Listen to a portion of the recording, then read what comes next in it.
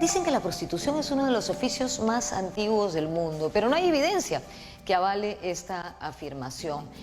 Si rastreamos sus orígenes, podremos encontrarlos en civilizaciones un tanto más avanzadas, en sociedades más complejas. ¿Por qué estás hablando, Norma Martínez, de la prostitución si es un tema tabú?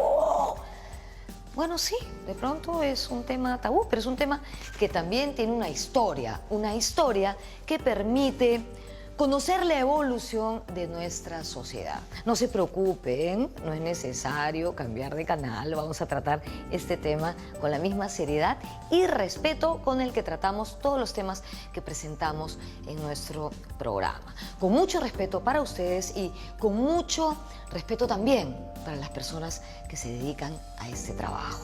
Estamos en El Botecito, un lugar muy, muy famoso que queda en el Callao. Y desde aquí comenzamos. Soy Norma Martínez y ustedes ya saben que esto sucedió en el Perú.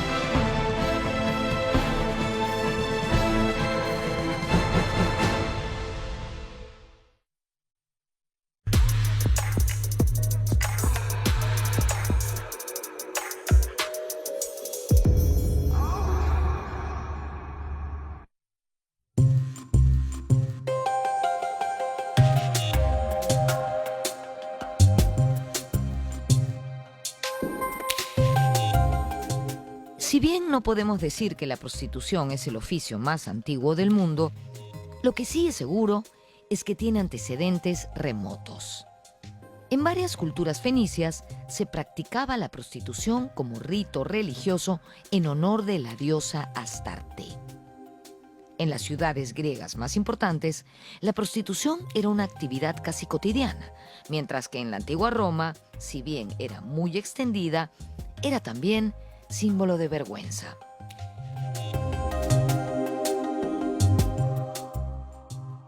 La prostitución es ejercida mayoritariamente por mujeres para hombres.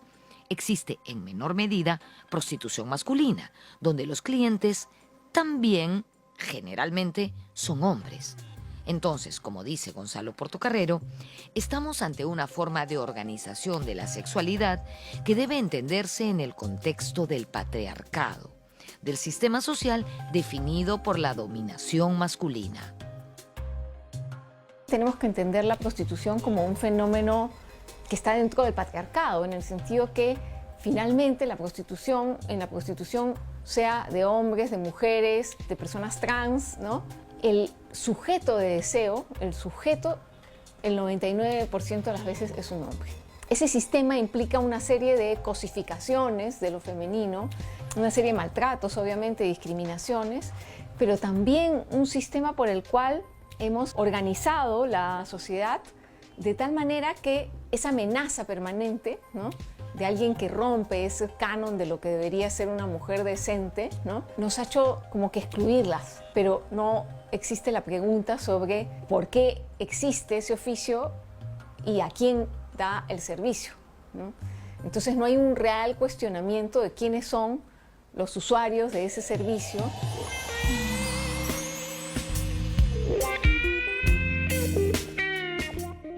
Es usual que los hombres, pero no solo ellos, sino también las propias mujeres, cataloguen a las mujeres que se salen de la norma como prostitutas, más allá del oficio mismo de la prostitución.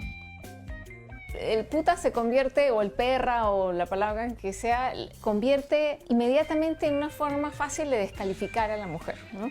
Si no me hizo caso porque, ¿no?, es una puta. De pronto tuvo una opinión que no me gustaba, es una puta. Si quiere acceder a un cargo político en el país, es una puta, ¿no?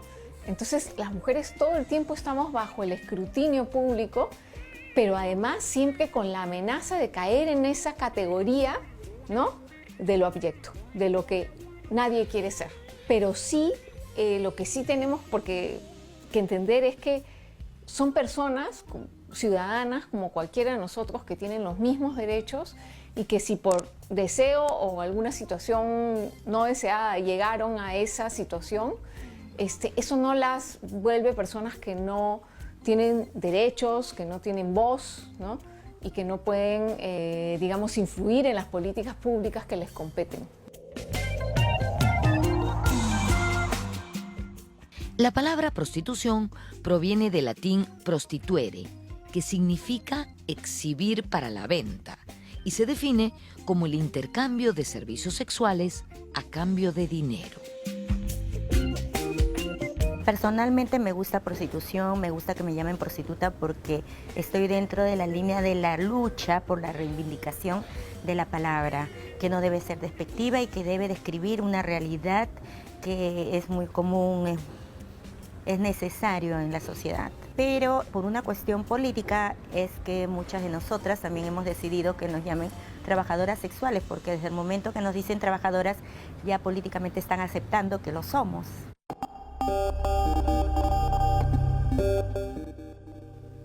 En el Tahuantinsuyo no existió moneda. Por ese motivo, no podríamos hablar de prostitución en el sentido estricto de la palabra. Pero el cronista mestizo Garcilaso de la Vega escribe acerca de las pampairunas, aunque ello es debatible.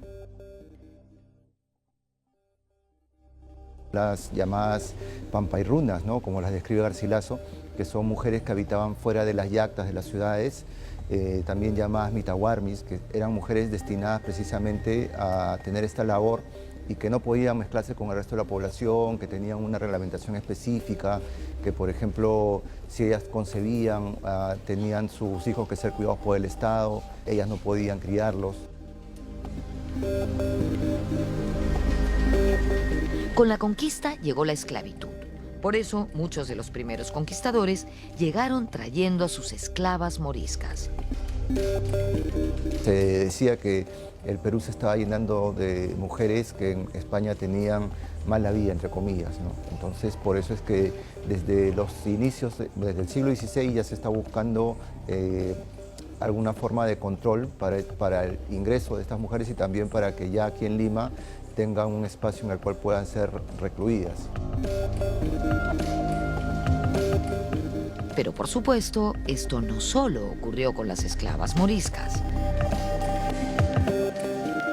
Hay estudios que señalan pues, que en muchos casos los amos abusaban también de su poder con respecto a sus bienes, como eran los esclavos, para en el caso de las mujeres también inducirlas pues, a tener algún contacto sexual y eventualmente también practicar la prostitución, ¿no? Además de la esclavitud, con la conquista se instaló el racismo. A las mujeres indígenas, negras e incluso mestizas se les estigmatizó, haciéndolas depositarias de muchos defectos y quedando así en situación de marginalidad. Por ello es que algunas mujeres se vieron obligadas a ejercer la prostitución de manera clandestina en los alrededores de la Plaza Mayor, que era el lugar de máxima circulación de personas. Mujeres que desde ese lugar estaban incitando a los hombres a comprar sus servicios sexuales, ¿no? Entonces también lo que era el antiguo cementerio frente a la catedral, ¿no?, lo que es actualmente el atrio, tenía antiguamente asociada unas tiendas que eran llamados cajones, y entre ese espacio, entre el atrio y estos cajones, también se solían dar algunas situaciones, lo que llevó a que esta calle, la que está frente a la catedral, fuera llamada popularmente como calle del peligro, ¿no? Porque no solamente estaban mujeres que se dedicaban a la prostitución, sino que eventualmente también podían los clientes tener algún tipo de percance como robos, ¿no? Es una cuestión que también se asocia mucho.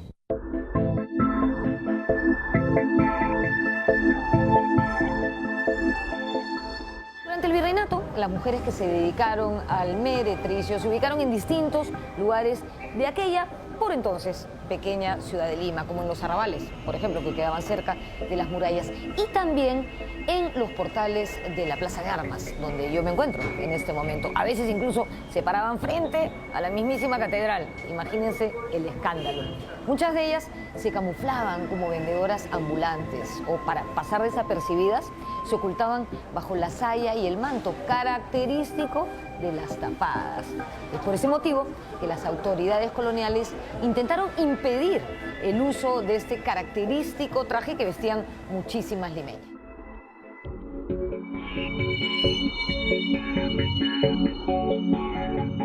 Entonces hay mucha reglamentación en la época colonial que nos habla acerca del intento de prohibición que tenían los distintos virreyes para este tipo de vestimenta, pero que no se logra, ¿no? No se logra porque no solamente lo usaban las prostitutas o las mujeres que se dedicaban a este oficio, lo usaban las mujeres en general, pero lo que se argumentaba era que las meretrices también aprovechaban ese disfraz, digamos.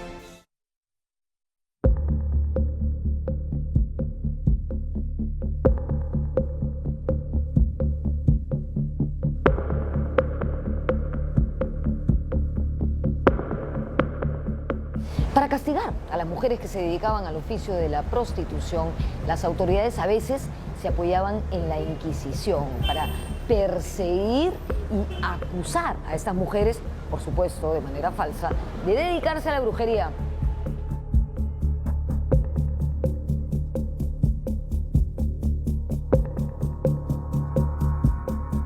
El ejercicio de la prostitución en la época colonial tenía un tamiz bastante particular porque no solamente se le asociaba a enfermedades como la sífilis, también hubo muchas acusaciones para con las mujeres que se dedicaban a este oficio de ser brujas, por ejemplo. Bajo ese concepto es que la Santa Inquisición las juzga por prostitución, ¿no? Entonces, obviamente el Estado virreinal recurre a esto porque el castigo que podía dar la Santa Inquisición era más severo, ¿no? Podía ser, por ejemplo, azotes públicos, ¿no?, en las plazas y en último fin el destierro. Ese es el caso de las mujeres, digamos, asociadas a la plebe. Pero también hay mujeres que se dedican a ofrecer sus servicios sexuales, pero a la clase aristocrática, a la clase noble. Entonces son mujeres básicamente descritas como mujeres blancas, ¿no? Y que por sus servicios sexuales pueden cobrar pues también mucho, ¿no? Entonces ellas son las favoritas de los virreyes, son las favoritas de los nobles que había en Lima.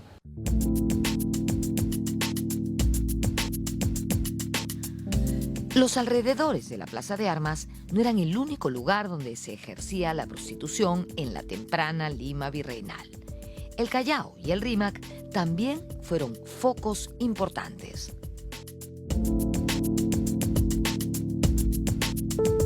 Las plazas, ¿no? Plaza de Armas, ¿no? La zona de abajo del puente, también la zona toda la zona del actual Jirón Amazonas, ¿no? La zona de lo que ahora es la Plaza Martín. Antes no existía la Plaza Martín, todo lo que es Quilca, Monopinta, ¿no? La zona también de las afueras de lo que actualmente es el centro cívico, que si bien eran las afueras de Lima, también habían esos lugares donde se había establecido estas zonas prostitucionales. La actual plaza la Plaza Bolívar, que está frente al Congreso, la Plaza de la Inquisición, también era un mercado y por lo tanto tenía esta connotación. La plaza que está frente a la iglesia de San Francisco, ¿no?, también era un antiguo mercado, o la plaza que estaba al costado de Desamparados, que estaba entrando ya casi al puente que une al Rímac, y el Rímac específicamente también como una zona popular, como abajo del puente, con este sector del mercado del Baratillo, ¿no?, que era una zona muy popular, una zona en la que los limeños incluso iban para escapar de la reglamentación que existía dentro de la Lima cuadrada, ¿no? El Rímac era una especie de zona liberada, entonces ahí también se fomentaba mucho esta conducta, y en el Callao también.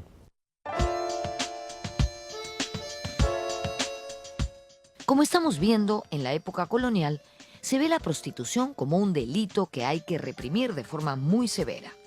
Como señala Roberto Prieto en su libro sobre barrios rojos y prostitución en la historia de Lima, en 1623 se emitió una cédula que ordenaba el cierre de todas las casas de mancebía existentes en los reinos de España, y en 1660 Otra cédula ordenaba detener a todas las mujeres perdidas.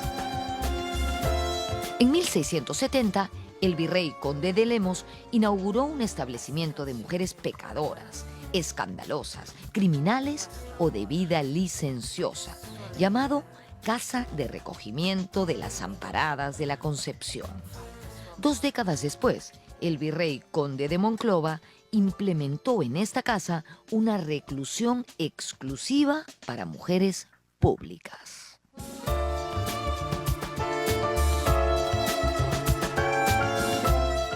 Así se le llamaba en ese tiempo a las meretrices, para tratar de corregir de alguna manera su conducta, porque hasta ese momento a las prostitutas solamente se les encerraba en cárceles comunes con el resto de los presos.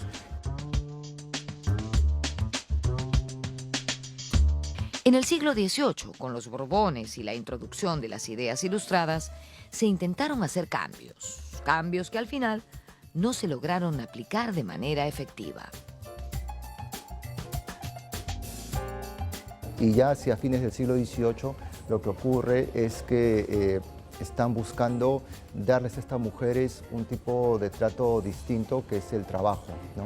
Entonces hay una famosa intención de un grupo de ilustrados limeños, una sociedad de beneficencia específicamente destinada a que estas mujeres sean llevadas a trabajar en telares, ¿no?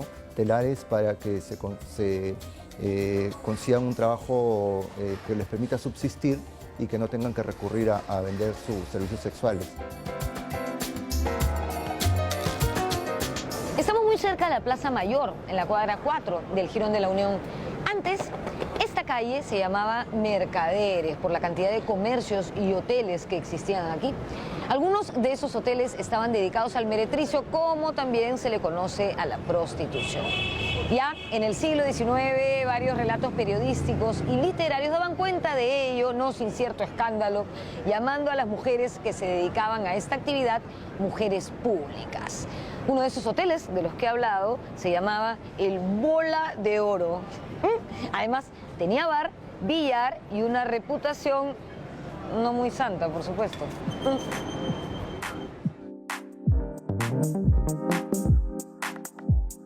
En el actual Jirón Caylloma y en la zona de la Faltriquera del Diablo, muy cerca de la actual Plaza San Martín, surgieron los primeros establecimientos de comercio sexual.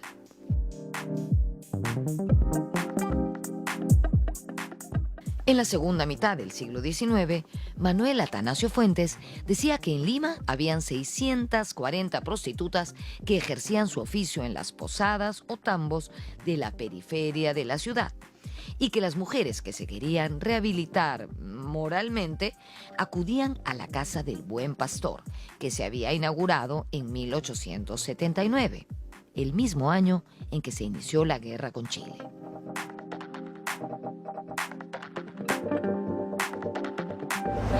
Ahora vamos a hablar de una de las madames más famosas del siglo XX, su nombre, Mercedes Medrano.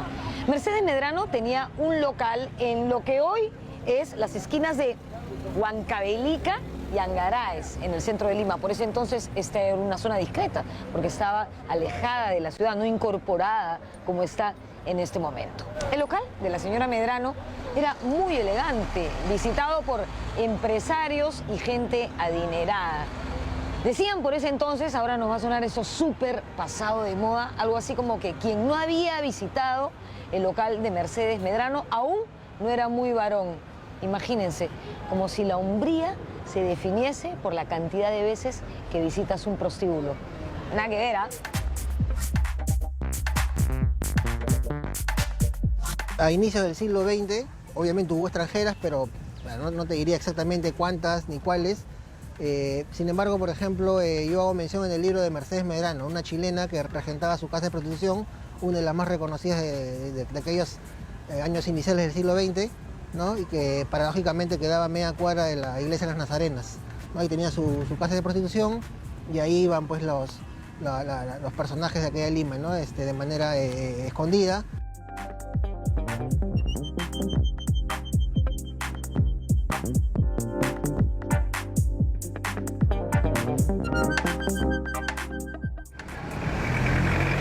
Con el tiempo, el local Madame Medrano se trasladó a la calle Ormeño, que quedaba más o menos por aquí, en las últimas cuadras del actual Jirón Carabaya. Aquí siguió gozando de gran prestigio entre los establecimientos del bajo vientre de la Lima de entonces.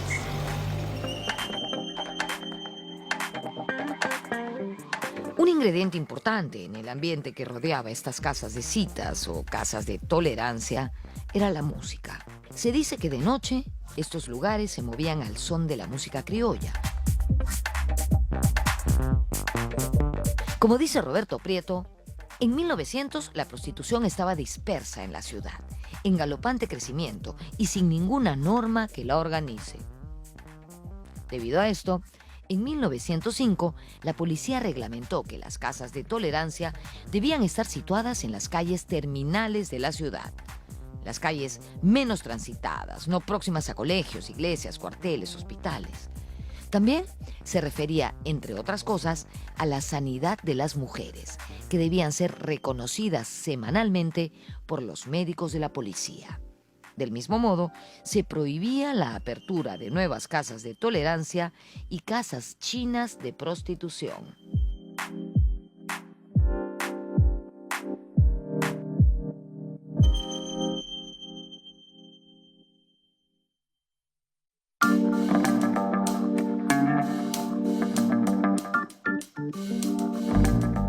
Pedro Dávalos y Lizón hace un estudio, ¿no?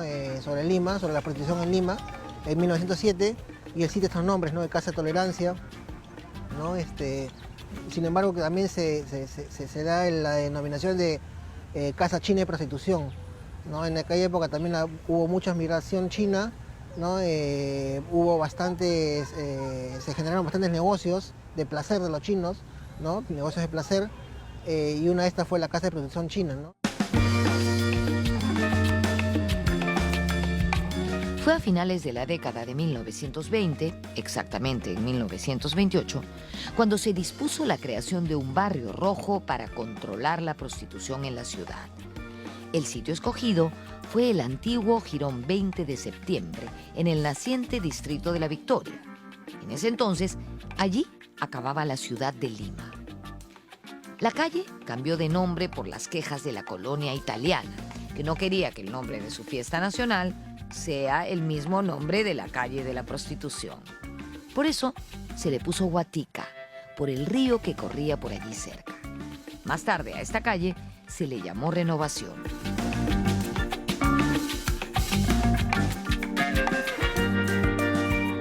Se generaban bastantes escándalos, bastantes problemas en diferentes partes de la ciudad en que estaban vinculadas a estas casas de prostitución, ¿no? Y las autoridades deciden un poco agruparlas a todas y trasladarlas hacia los exteriores de la ciudad, ¿no? Que en aquella época llegaba básicamente hasta la zona de la avenida Grau, ¿no? Por esa zona de, ¿no? Pasando la avenida Grau, ¿no? A inicios del siglo XX ya eran básicamente zonas de huertas, ¿no? Y un poco crecimiento urbano, un ínfimo crecimiento urbano, donde vivía básicamente gente pobre, gente humilde.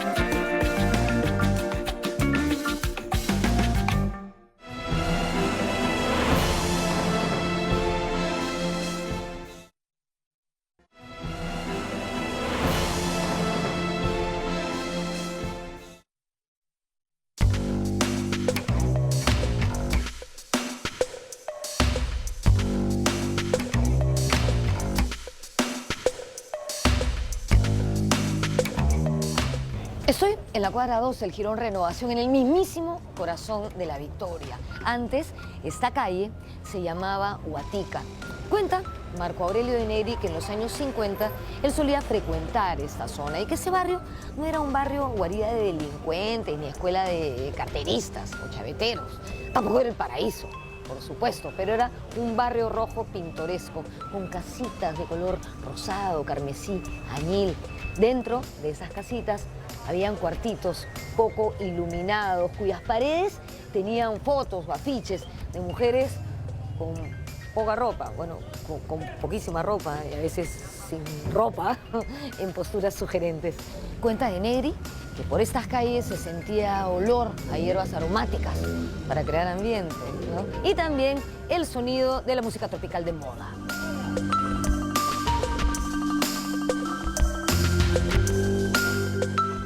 Guatica es un barrio, ¿no? Que no solamente es esa calle, las 7 cuadras, que empiezan en la avenida Grau y terminan casi en Sebastián Barranca, sino que son otras calles, ¿no? Transversales, ¿no? Que justamente generan como una especie de barrio, ¿no? Donde se generan bastantes prostíbulos, burdeles, bares, etcétera, diferentes comercios, ¿no? Y que bueno, se hizo mucho más conocido con el pasado de los tiempos, luego de la Segunda Guerra Mundial, ¿no? Y también con la Primera Guerra Mundial, ¿no? Empezaron a llegar bastantes extranjeros, ¿no? Y poco a poco Guatica se hizo más conocido por lo menos en el mundo sudamericano, ¿no? Y bueno, y fue frecuentado pues, por diversas personas, ¿no? De esa época.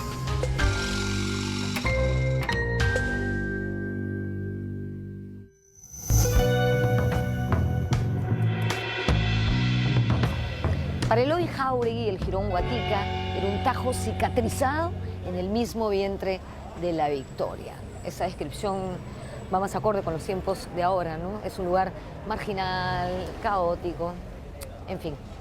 Me voy a caminar un rato.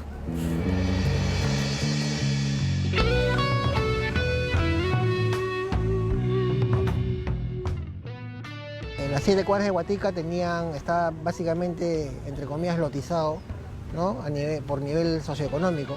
Estaban desde las más baratas, las casas de prostitución que cobraban más barato, ubicadas hacia la zona de la avenida Grau, ¿no? Y poco a poco iba subiendo los precios. También había un tinte racial ahí, ¿no? Las de colores de las afroperuanas, las serranas, las cholas, las mestizas y obviamente las más caras eran las extranjeras, ¿no? Que eran francesas, aunque se dice que ninguna era francesa.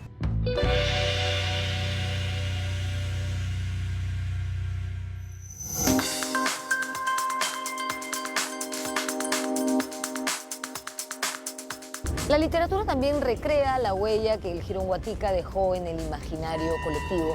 Escritores como Osvaldo Reynoso o nuestro premio Nobel, Mario Vargas Llosa, se han ocupado de este sitio.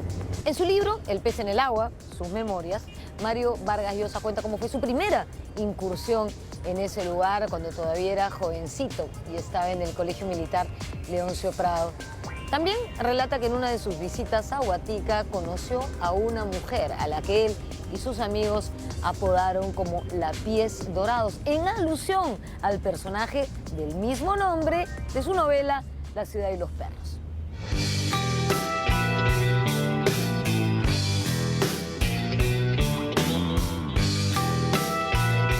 Vargas Llosa probablemente sea el escritor más putañero, digamos por los temas, que habla acerca de la Pies Dorados, ¿no? La Pies Dorados, que es un personaje que se va construyendo a partir de comentarios de los jóvenes que están en el colegio, que le van construyendo un personaje mitológico, una mujer hermosa, exuberante, que tiene los pies cuidadosamente pintados, precisamente dorados.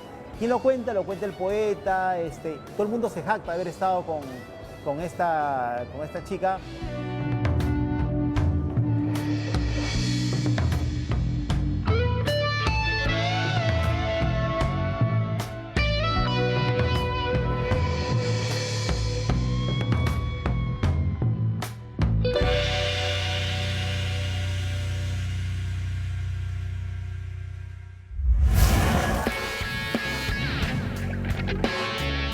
Osvaldo Reynoso fue otro escritor que transitó mucho por el universo marginal y dentro de él, por supuesto, abordó la prostitución.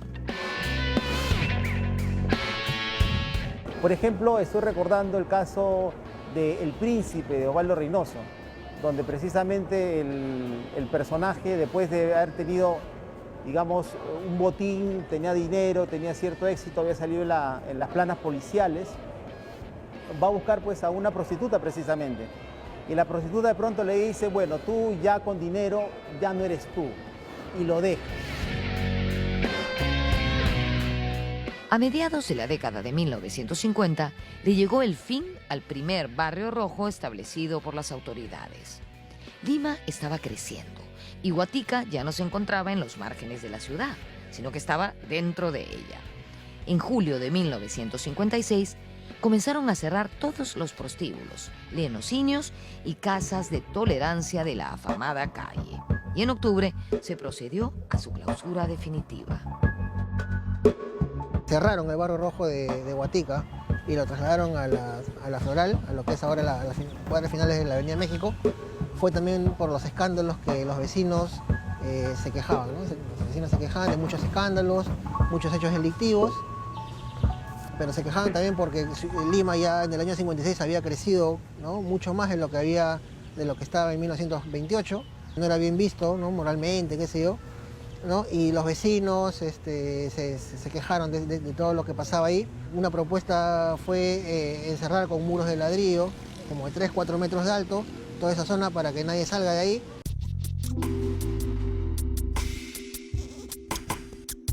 La Floral marcó un cambio con respecto a Guatica. Primero, porque la mayoría de trabajadoras sexuales venían de provincias y estaban explotadas por proxenetas limeños, chilenos o japoneses, como señala Prieto. Además, se hacía más evidente la carga homosexual. Antes había una necesidad de las trabajadoras sexuales para poder entrar al trabajo de tener un caficho. Era prácticamente obligado, ¿no? Porque los cafichos inundaban Lima y tenían y se habían repartido sus esquinas. Con el tiempo y el empoderamiento de las mujeres, eso ya prácticamente no existe. Es muy difícil que una mujer tenga un caficho a menos que esté en una situación de vulnerabilidad o explotación sexual, ¿no? Otro cambio que trajo la Floral era la disposición espacial de los establecimientos. Allí aparecieron los llamados corralones. Quizás una de las diferencias más notorias es la alta carga provinciana que ya empezó en la prostitución de la Floral de la Floral, ¿no? A diferencia de Guatica, que todavía había una serie de mezclas de diferentes lados y como no había mucho predominio provinciano, ¿no?, entre comillas.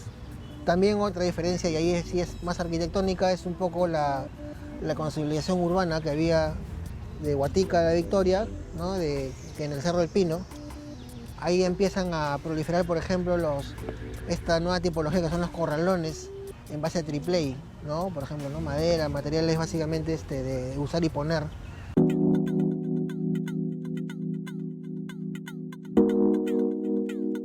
Cuando yo vivía en Balconcillo, hablaba mucho la gente del barrio de México, en la Floral, ¿no? Sobre todo porque ahí habían féminas que prestaban sus servicios carnales y que eran de procedencia extranjera, ¿no? Entonces llamaba mucho la atención que hubiese francesas, hubiera chilenas, brasileñas, colombianas, ¿no? Un dato curioso es que en la primera cuadra de la Floral estaba el prostíbulo de una mujer a quien llamaban la Chalaca. En ese prostíbulo trabajaba la mujer del mítico delincuente Tatán. Fanny, que fue la novia de Tatán, por ejemplo, fue la primera trabajadora sexual que hacía servicio sexual completo, que era un servicio sexual especial. En esas épocas no existían, es más, las trabajadoras sexuales no necesitaban ni siquiera desnudarse, ¿no? Entonces esas cosas históricas y que ahora se han ido perfeccionando y que de alguna manera se ha visto más naturalizado, en esas épocas era muy tabú.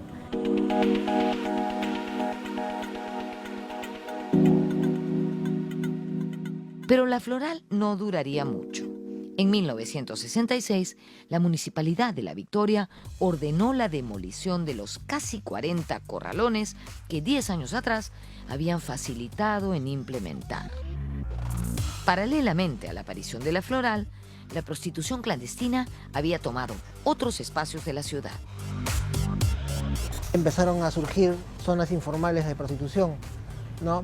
En los años 60, 70, ya por ejemplo, bueno, Lima ya había crecido bastante, ¿no? Ya era diferente Lima, y empiezan, por ejemplo, las conocidas zonas, la conocida Avenida Arequipa, por ejemplo, ¿no? Empieza la Avenida Arequipa a llenarse de prostitutas, la Petituars también, ¿no? La Colmena un poquito también en la zona de la Alameda de los Descalzos, en el Rímac, ¿no? Ya un poco ahí las autoridades no pudieron hacer nada, simplemente dejaban, no crearon una zona roja que de alguna manera concentre, ¿no?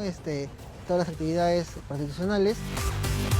Se dice que en esta época ya existían 30.000 trabajadoras sexuales en la capital, de las cuales 25.000 eran clandestinas, y que ello se debía al cierre de los barrios rojos.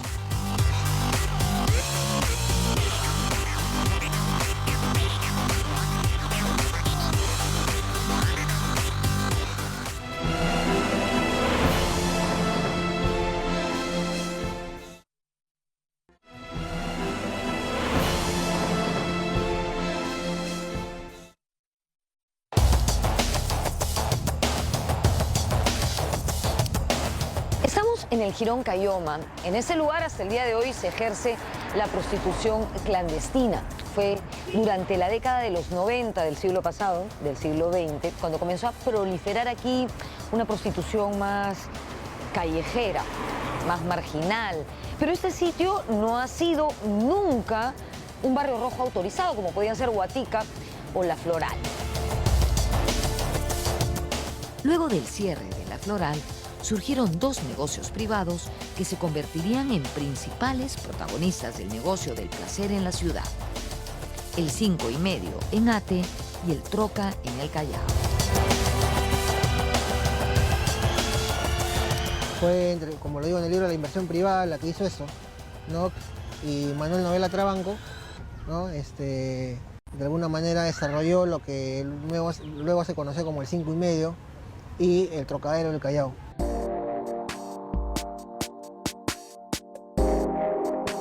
Alrededor del kilómetro 5 y medio de la carretera central se levantaron hoteles que acogían a las parejas que querían disfrutar del placer cómodamente. La peculiaridad de estos lugares era que estaban pensados en función del automóvil. Se podía asistir en pareja y también se podía ir solo y solicitar allí una acompañante.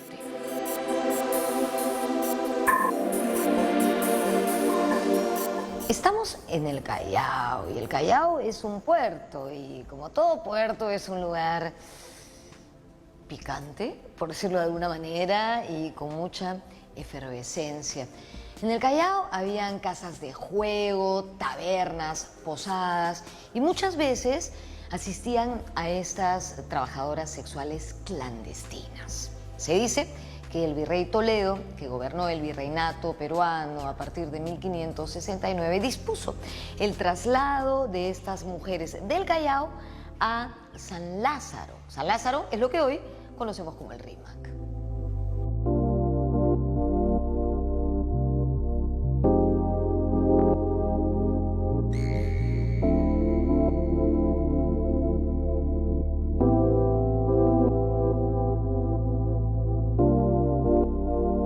Los lugares donde se ejercían la prostitución en el Callao fueron cambiando a lo largo del tiempo. Primero fue la antigua Avenida Constitución, luego el triángulo formado por la Avenida Constitución, la Avenida 2 de Mayo y la Avenida Sáenz Peña.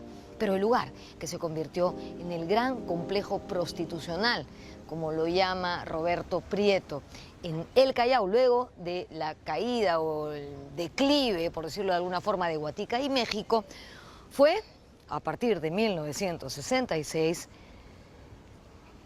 el Troca. Perdónenme, pero es que me pongo un poco nerviosa al decir esta palabra en televisión. Me da pudor porque, no sé, siempre me ha parecido que es una palabra que está, no sé, una palabra que de chico uno no debe decir.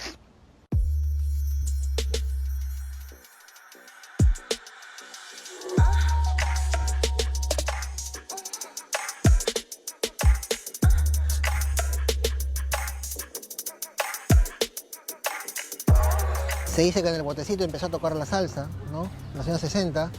Del puerto entraban y tocaban salsa, que era un ritmo un poquito también achorado, vilipendiado en esa época, ¿no? Y bueno, justamente en esa atmósfera un poquito achorada, ¿no? Donde había, ¿no? Prostitución, salsa, trago, ¿no? Empiezan justamente también a aparecer nuevos personajes urbanos, ¿no? Uno de los personajes conocidos es el Negro Bomba, ¿no? Era el portero, alguno era el vigilante del Trocadero, que luego se hizo conocido porque fue un poco el protagonista del suceso en el Estadio Nacional, ¿no? Donde murieron centenares de personas.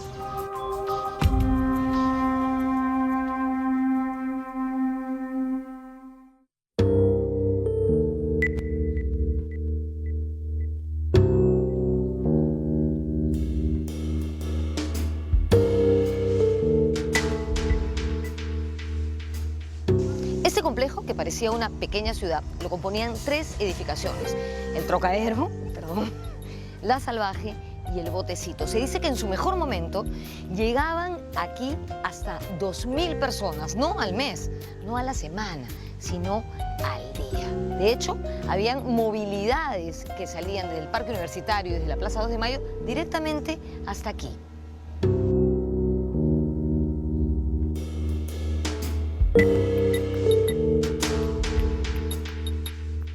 La Salvaje era el edificio del medio y se dice que en el Trocadero, estaban las trabajadoras que cobraban más caros sus servicios. Estos edificios quedaban más o menos por aquí.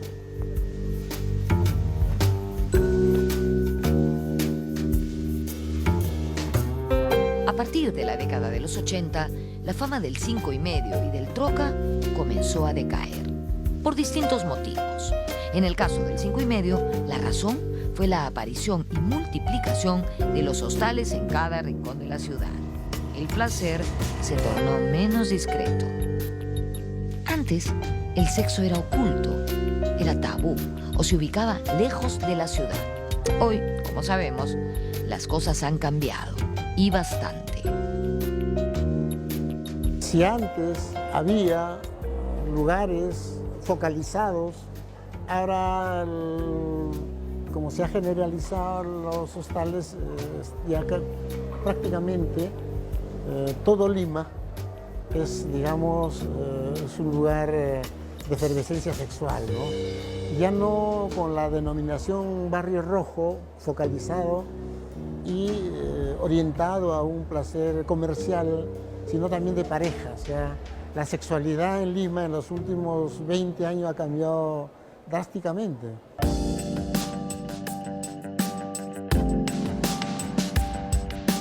El sociólogo Pedro Pablo Copa elabora una hipótesis acerca del retroceso de los llamados barrios rojos.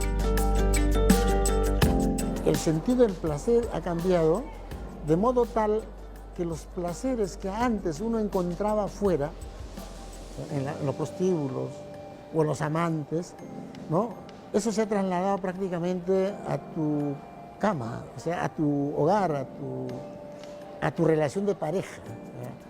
El sexo ya no es, en el sexo como dicen ahora, no hay nada que sea prohibido, ¿no? Hoy, la prostitución se ejerce en varias modalidades. Hay muchísima prostitución callejera, lugares de fachada, casas de citas, prostíbulos, nightclubs y chicas que prestan sus servicios a través de internet y redes sociales. Existe además un fenómeno muy extendido, que es el de los avisos en periódicos.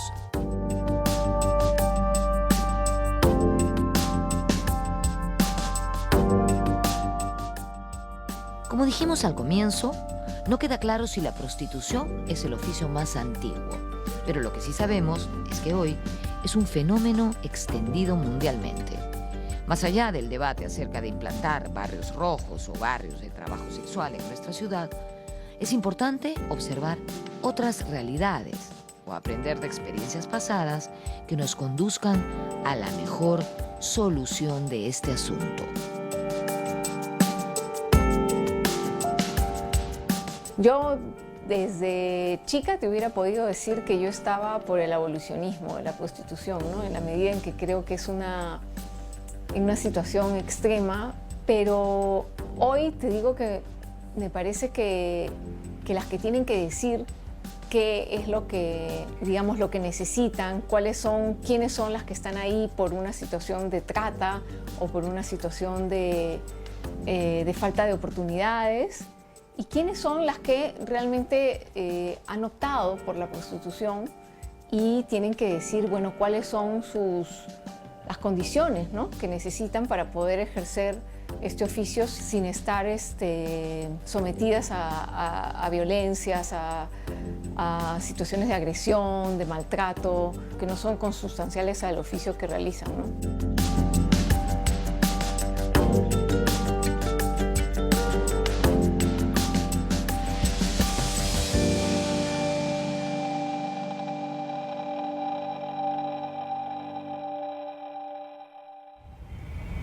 Yo sé que este programa para muchos de ustedes ha resultado particular, curioso, incluso divertido, pero estoy segura también que para muchos ha sido controvertido. Nosotros pensamos muchísimo antes de decidir si hacíamos este programa o no, pero llegamos a la conclusión de que el tema que hemos tratado el día de hoy también es una manifestación de nuestra cultura, desde tiempos realmente antiguos. Espero que no hayamos ofendido a nadie con el contenido del programa del día de hoy. Es importante también contar la historia de estos temas. ¿No creen? ¡Nos vemos en la próxima!